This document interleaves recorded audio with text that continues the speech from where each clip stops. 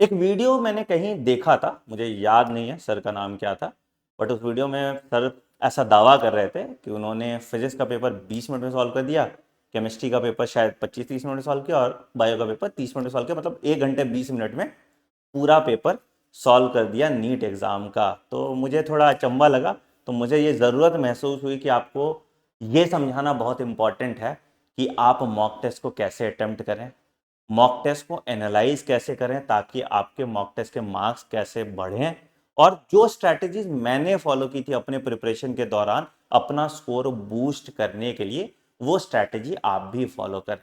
जो बच्चे मुझे नहीं जानते गाइस, मेरा नाम डॉक्टर आनंद मनी है and I secured an all India rank 416 in NEET exam. मेरे टाइम पे तो AIPMT होता था, तो AIPMT एग्जाम में मेरी ऑल इंडिया रैंक 416 है। मैंने अपने टाइम पे ठीक ठाक पढ़ाई करके ठीक ठाक नंबर लाए। मैं कोई बहुत ज्ञानी नहीं था कि मैं 1 घंटे 20 मिनट पेपर कंप्लीट कर दूं, but with in time limit मैंने अपना पेपर दिया और जो मेरा बेस्ट पोटेंशियल था, मतलब जितना मार्क्स मैं डिजर्व करता था, मेरे उतने नंबर आए थे। तो इस स्ट्रैटेजी को देख के आप भी उतने मार्क्स ला पाएंगे।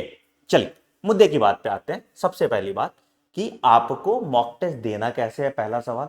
दूसरा कि आपको मॉक टेस्ट एनालाइज कैसे करना है ताकि आपके मॉक टेस्ट के नंबर स्टक ना हो जाए। तो सबसे पहली चीज कि आपको मॉक टेस्ट अटेम्प्ट कैसे करना है। तो सबसे पहला चीज क्या था सर कि जो मॉक टेस्ट आप दे रहे हो, देखो मैंने बहुत लोगों को देखा कि वो ऑनलाइन मॉक टेस्ट दे रहे हैं।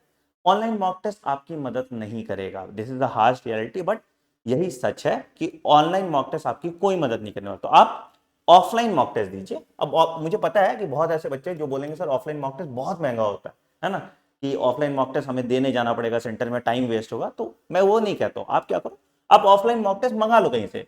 मेरी मॉक टेस्ट भी है, आकाश की है, एलन की है, किसी भी ऑर्गेनाइजेशन की मॉक टेस्ट है जो क्रेडिबल है, जिनके क्वेश्चंस रेलेवेंट है, वो ऑफलाइन मॉक टेस्ट आप घर पे मंगा लो। ठीक है, तो ऑफलाइन मॉक टेस्ट पेपर आ जाएगा आपके पास, विथ OMR शीट आ जाएगा, और एक जगह अपने कमरे में रख लो जहां पे घड़ी आपके पास पड़ी हुई है, और वो सेटअप आप बना के रख लो। ठीक है, जहां पे आपको कोई डिस्ट्रैक्शन नहीं मिले, एग्जाम जैसा माहौल हो जहां पे आपकी मम्मी आपको 5 मिनट में नहीं बुला रही हो। ठीक है, दूसरा जो आपको मॉक टेस्ट का टाइम ड्यूरेशन रखना है, that you should keep 2 hours 40 minutes। अब बोलोगे हैं नीट का एग्जाम तो 3 घंटे 20 मिनट का होता था सर, अब 2 hours 40 minutes पे कैसे आ गया? तो बेटा मैं आपको अभी जो क्वेश्चन सॉल्व करने का रहा हूं, मैं आपको कह रहा हूं कि आप 45 फिजिक्स के सॉल्व करो, 45 केमिस्ट्री के सॉल्व करो, 45 बॉटनी के सॉल्व करो, 45 जूलॉजी करो। देखो there is a very high likelihood कि सेक्शन बी इस बार नहीं रहेगा। ठीक है, और 3 घंटे का आपका पेपर होगा। तो आपको इस तरह से सॉल्व करना चाहिए टेस्ट पेपर मेरे हिसाब से। अगर मान लो सेक्शन भी होता भी है तो आपके पास तो बेटर ही है ना, ऑप्शन बढ़ गए, टाइम भी बढ़ गया। तो जब आप इस तरीके से तैयार रहेंगे तो आप कोई भी एग्जाम अच्छे से क्रैक कर सकेंगे। तो हमेशा वर्स्ट सिचुएशन के प्रिपेयर होना चाहिए। ठीक है, तो बोलोगे ठीक है सर फिर भी पेपर तो 3 घंटे का है, आप 2 घंटे 40 मिनट क्यों कह रहे हो? बेटा क्या होता है कि जब आप एग्जाम सेंटर पे जाते हो तो आपका 15-20 मिनट खत्म होता है। कभी तुमने OMR पे कुछ गलत मार्क कर दिया, कभी तुम्हारा इन्वलेटर 50 साइन लेने के लिए आ गया, तो there are lot of distraction. तो उस डिस्ट्रैक्शन को टाइम से अगर इवेलुएट करोगे तो 20 मिनट का टाइम फ्रेम आता है। तो ideally the time you get to solve the paper effectively is 2 hours 40 minutes। तो इसीलिए हम इसको 2 hours 40 minutes का टाइम लेके चलते हैं। ठीक है, एंड टाइम स्लॉट आप लीजिए पेपर देने का, दैट इज 2 PM। आपको 2 PM का टाइम स्लॉट रखना चाहिए पेपर देने के लिए। ठीक है, अच्छा अब जो पेपर आप सॉल्व करें वो 3 फेजेस में सॉल्व करें। कैसे फेज है सर? पहला जो फेज है, आप हमेशा बायोलॉजी से स्टार्ट करें। बहुत लोग बोलेंगे कि नहीं सर मेरी फिजिक्स स्ट्रांग है, मेरी केमिस्ट्री स्ट्रांग है, बट देखो जो जनरल ट्रेंड है, जो दुनिया करती आती है, जो सभी टॉपर्स भी करते आते हैं, कि आप बायोलॉजी से स्टार्ट कीजिए। बायोलॉजी में क्या है, कम टाइम में ज्यादा नंबर स्टेक पे है ना, तो इसलिए आप हमेशा बायोलॉजी से स्टार्ट कीजिए।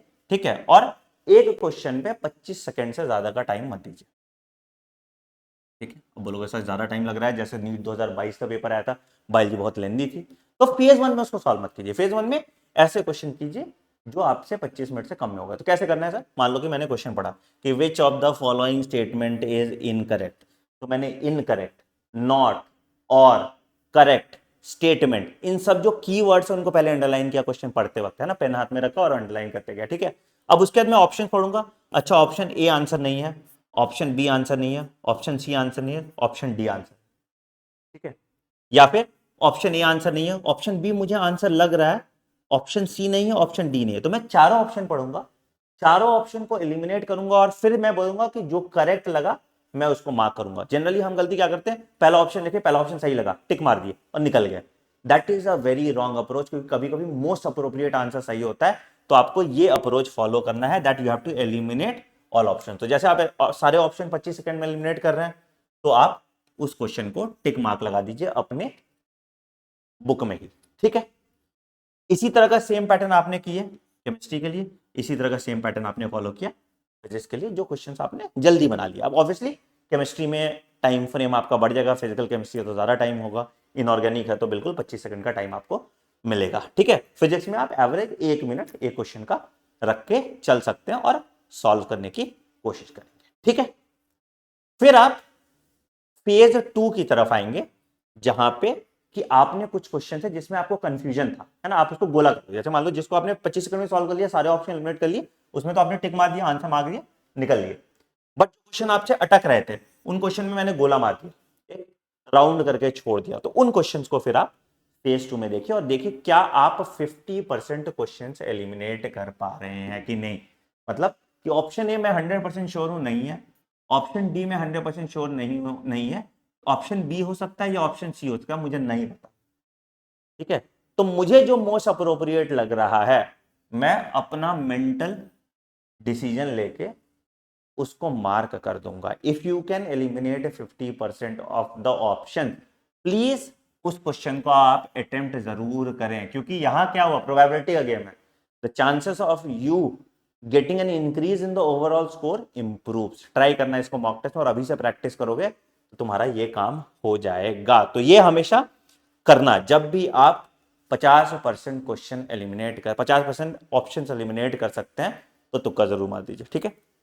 और फिर लास्ट फेज में जो भी आपको लेंथी क्वेश्चन लग रहा था, बहुत टाइम लग रहा था, या जिसमें आपके कैलकुलेशन ज्यादा थे या अटके हैं, आपके पास टाइम बच रहा है, तो आप उसको अटेम्प्ट कर लीजिए। और आखिरी का जो आपका 15 मिनट है, वो आप ओएमआर फिलिंग के लिए रखिए, है ना, ताकि आप हड़बड़ी में ओएमआर फिल ना करें, ठीक है। ओएमआर फिलिंग कैसे करना है, क्वेश्चन रखो साइड में, ठीक है, बिल्कुल अच्छे से प्रॉपरली, बहुत पैनिक करोगे तो दिक्कत होगा। ऑप्शन ए है, बी है, सी है, डी है, और क्वेश्चन नंबर लिखा हुआ है, तो ध्यान से क्वेश्चन नंबर देखो, यहां पे पहुंचो और पहले एक डॉट लाओ, फिर वेरीफाई करो सेम क्वेश्चन का, और फिर जाके ओएमआर आप बबल कर ले। अभी तुमको तो बहुत सारे वीडियोस ऐसे दिख जाएंगे ओएमआर में, कौन से पेन एनटीए देता है, उसी पेन से प्रैक्टिस करो। टाइम पास की चीजें हैं बेटा, बॉल पॉइंट पेन कोई भी यूज करोगे तुम ओएमआर बबल अच्छे से कर पाओगे, है ना। जेल पेन वेल पेन का इस्तेमाल मत करना, ठीक है, टाइम पास मत करना इसके लिए, ठीक। तो ओएमआर आप बबल करेंगे और उसके बाद पेपर आप सबमिट कर देंगे, ठीक है। अच्छा, उसके बाद आप अपने पेपर का करेक्शन करेंगे, and then comes the most important part, that is how to analyse your mistake और मॉक टेस्ट, ताकि आपके नंबर स्टक ना रह जाए। कैसे करेंगे सर ये हम? सबसे पहले देखेंगे हम किस तरह की गलती कर रहे हैं, कौन सी गलतियां कर रहे हैं, बताओ ना, देखा ना, है ना। तो हम सबसे पहले एनालाइज करेंगे कि कौन सी गलती कर रहे हैं आप। सबसे पहले बच्चा जो बोल देता है सर सिली मिस्टेक बहुत हो गई, है ना, but you have to define what a silly mistake is. कि अगर मैंने कोई कॉन्सेप्ट ए लगाना था, मैंने कॉन्सेप्ट बी लगा दिया, तो that is not a silly mistake. Silly mistake क्या हुआ कि मैंने नॉट नहीं पढ़ा, मैंने करेक्ट नहीं पढ़ा, मैंने इनकरेक्ट नहीं पढ़ा, या मैंने ऑप्शन एलिमिनेट नहीं किया, ठीक है। मतलब तुम्हारे अप्रोच में अगर गलत है और तुमको आंसर आता था, then that is what silly mistake is. अगर मैंने फॉर्मूला गलत लगाया है ना, अगर मैंने कुछ और गलती की है, तो वो सिली मिस्टेक में नहीं आएगा। एक और इसमें आ जाएगा कैलकुलेशन एरर, कि मतलब मैंने कैलकुलेशन में मिस्टेक कर दी या यूनिट में मिस्टेक कर दी, ठीक है। तो ये सब सिली मिस्टेक में आता है, बाकी कुछ सिली मिस्टेक में नहीं आता, है ना, कि मैंने पढ़ाई नहीं की तो सिली मिस्टेक हो गया। जनरली बच्चे ये बोलते हैं सर हमने सिली मिस्टेक बहुत ज्यादा कर दी, that is a very wrong approach, वो सिली मिस्टेक में नहीं आ रहा है, ठीक है।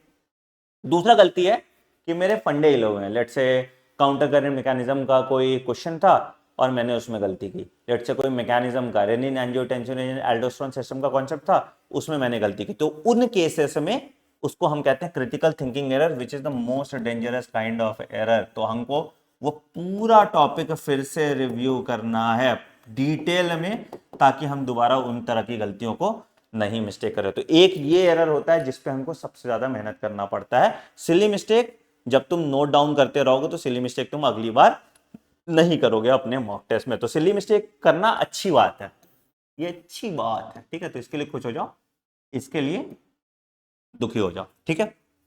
तीसरा मिस्टेक है कि आता नहीं है। बहुत अच्छी बात है, आता नहीं है, मैंने पढ़ा ही नहीं है, तो इसको आता ही नहीं है, ठीक है। तो अगेन उस टॉपिक को आप पढ़िए, उस टॉपिक को आप रिव्यू कर लीजिए। ये भी कोई दिक्कत बात नहीं है, तुमको मॉक टेस्ट में पता चल गया कि मुझे ये वाला नहीं आता है, मैंने इसको पढ़ा और मेरे अगले टेस्ट में वो मार्क्स अच्छे हो गए। ठीक है। चौथा मिस्टेक होता है कि ओएमआर में बबलिंग गलत किया। ठीक है, वो तुम्हारे प्रैक्टिस से ठीक हो जाएगा, कोई दिक्कत नहीं। अभी ये गलती कर दोगे तो इसमें भी तुमको आगे नीट एग्जाम में वो गलती नहीं करोगे। और तीसरा, पांचवा जो सबसे खतरनाक गलती है, दैट इज टाइम नहीं मिला। इसमें अप्रोच का दिक्कत है। इसमें कहाँ दिक्कत है कि मतलब तुम क्वेश्चन पढ़ने में ज़्यादा टाइम लगा रहे हो, या तुमको कैलकुलेशन में ज़्यादा टाइम लग रहा है, या तुम ऑप्शन एलिमिनेशन में ज़्यादा टाइम लगा रहे हो। तो ये टाइम अप्रोच कैसे ठीक होगा? ये टाइम अप्रोच ठीक होगा जब तुम बहुत ज़्यादा प्रैक्टिस करोगे। तो प्रैक्टिस भी और क्वेश्चन सॉल्विंग अप्रोच भी, प्रैक्टिस भी और क्वेश्चन सॉल्विंग, मतलब कि शॉर्टकट्स कैसे होगा, है ना, अप्रोच, इन दोनों पे तुमको मेहनत करना पड़ेगा। ठीक है, तो ये दो पार्ट, टाइम वाला और क्रिटिकल थिंकिंग, दोनों को अगर आप रिपीटेडली अच्छे से ठीक से कर लेते हैं तो फिर आपके मॉक टेस्ट के नंबर रॉकेट की तरह उड़ेंगे।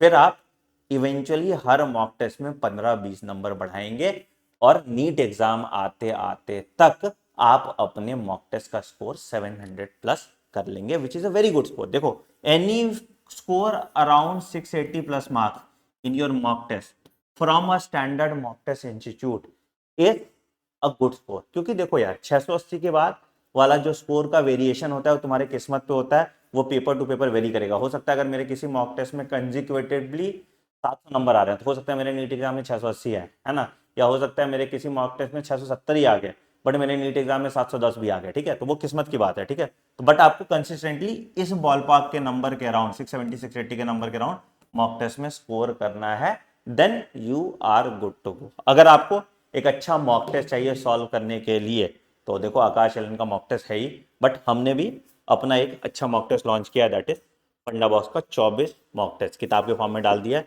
मॉक टेस्ट 1 2 3 4 ऐसे करके, जिसमें 4 पार्ट टेस्ट है और 20 फुल टेस्ट है, विथ ओएमआर भी दे दिया हमने लास्ट में, जो नीट वाला जैसे पैटर्न का ओएमआर होता है, प्लस हमने डिटेल सॉल्यूशन और आंसर की भी दे दिया है।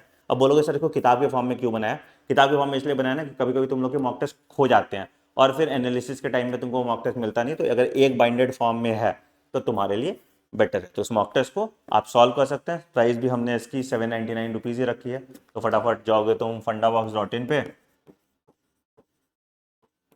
और यहाँ से ये मॉक टेस्ट आप परचेस कर सकते हैं। ये मॉक टेस्ट आपको अमेजोन और फ्लिपकार्ट पे भी मिल जाएगा, बट यार अमेजोन फ्लिपकार्ट वाले बहुत कमीशन ले लेते हैं तो वहाँ मॉक टेस्ट हमें महंगा रखना पड़ता है। तो वेबसाइट से खरीदोगे तो बेटर है आपके लिए, बट जिनको कैश ऑन डिलीवरी वगैरह चाहिए वो अमेजोन या फ्लिपकार्ट से भी परचेज कर सकते हैं। ठीक है, so that is all about how you can attempt and analyse mock test. अब कमेंट सेक्शन में बताना तुम्हारी और कौन कौन सी दिक्कतें हैं। अगर वीडियो का अप्रोच तुमको अच्छा लगा, रियलिस्टिक लगा, हवाबाजी नहीं लगा, तो कमेंट सेक्शन में जरूर मेंशन करना। वीडियो पसंद है वीडियो को लाइक करना, चैनल पर नए हो तो चैनल को सब्सक्राइब करना।